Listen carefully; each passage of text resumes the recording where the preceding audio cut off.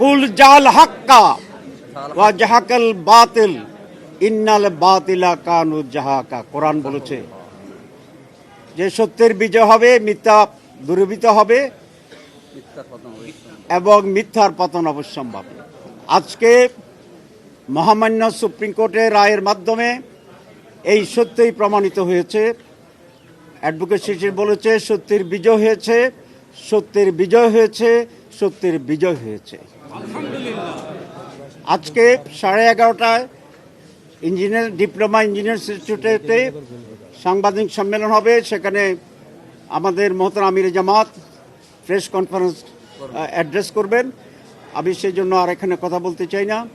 আমি কোর্টকে ধন্যবাদ জানাই এবং এই দেশবাসীদের প্রতি আমি ধন্যবাদ জানাই, কৃতজ্ঞতা জানাই। তাদের দীর্ঘ আন্দোলন সংগ্রামের একটি সুস্পষ্ট সুন্দর রেজাল্ট আজকে বেরিয়ে আসছে।